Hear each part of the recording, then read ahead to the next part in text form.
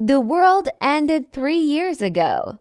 No bombs, no fire, no loud goodbyes. Just silence and the slow echo of footsteps in empty streets. Every morning, I wake to sunlight crawling across abandoned towers. Every night, I talk to ghosts that never answer back. They said the cure would save us, but it saved no one. Now I hunt for food by day and hide by night, while the city remembers the noise it once had. I'm not sure who I fear more, the shadows outside or the loneliness within me. Soft heartbeat fade in, because when you're the last human alive, you stop surviving for yourself. You start surviving for hope. Welcome back to my channel, Real Movie Breakdown, where we dive deep into the most emotional and thought-provoking survival stories ever told. If you love stories about courage, loss, and humanity's last light, then grab a seat, because today we're stepping into a world of silence, where one man and his loyal dog fight to stay human, in a city that has forgotten what humanity means. Let's begin. The year is 2034.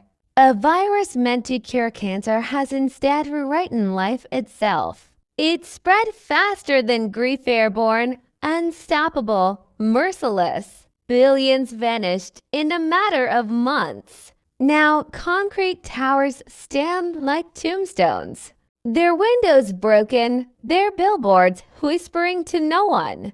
Among those ruins walks Dr. Elias Ward, once a military virologist, now the last known immune human in the city. His only companion, a German shepherd named Scout. Every sunrise, Elias keeps the same routine. He checks the perimeter of his brownstone home-barred windows, solar panels, UV lamps ready for the night. He cooks breakfast for two, half a can of peaches for himself, half for Scout. Then he talks, not to a person, to the mannequins he's placed in storefronts around the neighborhood. A trick to keep madness from taking over. Morning, Frank. Did you move again? No, must be the wind. His humor is the kind that hurts. He knows these jokes are one-way conversations, but pretending helps him breathe. During the day, he drives through empty avenues, collecting fuel and supplies. He always returns before sunset because once the light dies, the infected roam. They were human once. Now they hide from sunlight, their skin scorched by UV rays. They come out only when darkness protects them. Fast, hungry, and mindless. Elias has studied them for years, searching for a cure to undo what humanity created. In his basement lab, he experiments with captured subjects, testing samples, recording results, fighting science with loneliness as his only witness. He jogs through Central Park, Scout running ahead. Nature has taken back the city grass pushing through asphalt, deer grazing near billboards. He hunts for food but never pleasure. He takes only what he needs. At noon, he sits under a statue and broadcasts on the radio. If anyone can hear me, I'm alive. Midtown Pier, every day at noon. You're not alone. No answer ever comes. Still, he repeats it daily. Hope isn't logic. It's habit. Back home, he notes the day's observations in a battered journal. Subject 34 did not survive serum E6. Adjusting protein ratio. When dusk arrives, metal shutters slam down. Lights dim and silence grows heavy. The city at night is a different creature, full of whispers and distant screams. Scout growls softly. Elias turns off the generator and listens. He's learned that sound can attract them faster than smell. Through a narrow slit in his barricaded window, Elias watches the infected. They move like predators fast, pale, nearly blind, but full of rage. He films them for data, recording timestamps, behavior patterns. Tonight, something new happens.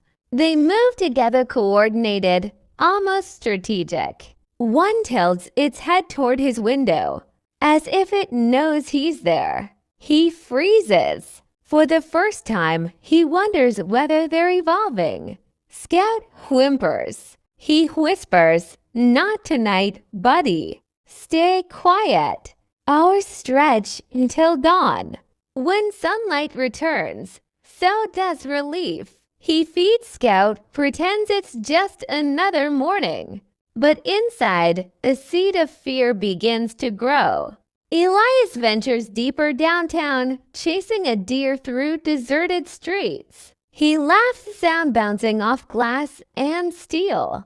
But laughter dies quickly. The deer bolts into a dark building. Scout follows. Elias stops at the entrance. The inside is pitch black. He straps on a flashlight and steps in, calling softly, "Scout, come here, girl." His beam cuts through rows of mannequins, their white faces glowing in the dark. Then he sees eyes too high, too many. The infected, sleeping upright, huddled together like bats. He holds his breath, takes one step back, another. A floorboard creaks. The creatures hiss awake. He runs, screaming for Scout.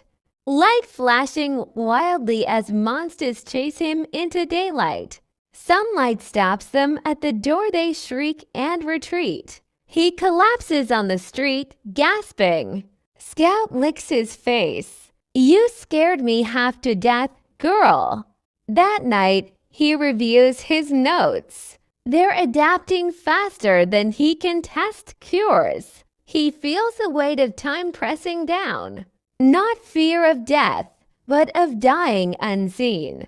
While experimenting with blood samples, Elias notices one vial neutralizing the virus under UV light. A possible breakthrough. He traps a female infected at sunset, sedating her with tranquilizer darts. He works all night injecting, observing, hoping. For a brief moment, her heartbeat stabilizes, then flatlines. He stares at the monitor in silence, tears mixing with sweat. So close. Scout nudges his leg. He whispers, "We'll try again tomorrow." Next morning, Elias follows his daily route. But when he passes his favorite storefront, he notices something wrong. The mannequin Frank he talks to every day is now standing in the middle of the street. His mind fractures for a moment. "Who moved you, Frank?" He raises his gun, shouting at plastic. Then the trap springs. A snare lifts him upside down. He blacks out. When he wakes, the sun is setting. Blood rushing to his head, rope cutting his ankle. He frees himself, limping to safety, barely making it home. But they've been watching. That night, the infected find his house. One crashed through the barricade. Scout attacks, loyal and fearless. In the chaos, Scout is bitten. Elias kills the creature, but the damage is done. He holds Scout in his arms as she trembles. He tries the serum, whispers, "Stay with me," but the light in her eyes fades. The next sound is a man breaking inside. Days blur together. Elias stops broadcasting, stops eating. He hunts infected out of rage, not research. Explosives, traps, anything to feel in control. But vengeance doesn't fill silence. One evening, as he prepares another reckless attack, a blinding light hits his face. A flashlight. A voice says, "Don't shoot. We're human." He blinks to survivors. Anna, a young woman, and Ethan, a child. They found his radio signal. For a moment, Elias forgets how to speak. He brings them home, offers food, awkward conversation. Ethan laughs at Scout's old toys. Anna studies Ilias's lab. She tells him there's a safe colony in Vermont, a place where immune survivors rebuild society. Elias shakes his head. There's no one left. I checked every frequency.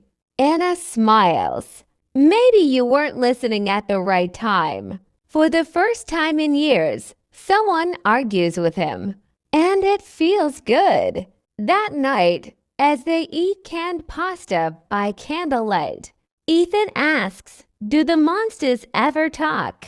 Elias hesitates. Not yet, but maybe they will. Screeches erupt outside.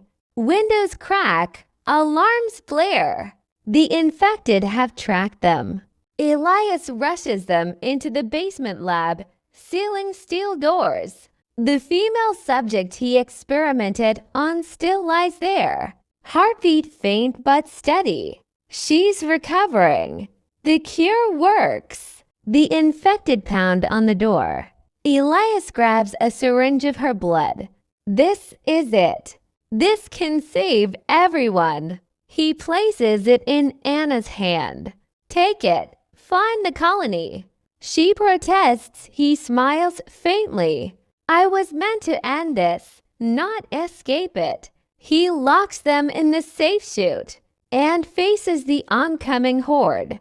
Grenade pin pulls. Explosion fades to white. He gave his life so the rest of us could live. His blood carried the cure. His story carried hope. The world ended once, but because of him, it began again. We see Anna and Ethan reaching a fortified gate. A soldier takes the vial. Behind him, a new city hums with life. The sun rises over empty streets, and for the first time in years, human laughter echoes again. And that was Alone Among Shadows, an emotional retelling inspired by I Am Legend, a story reminding us that sometimes being human isn't about surviving the world, but about saving what's left of it. If you felt the loneliness, if you heard the hope behind the silence, don't forget to like, share, and subscribe for more emotional movie breakdowns, only here on Real Movie Breakdown.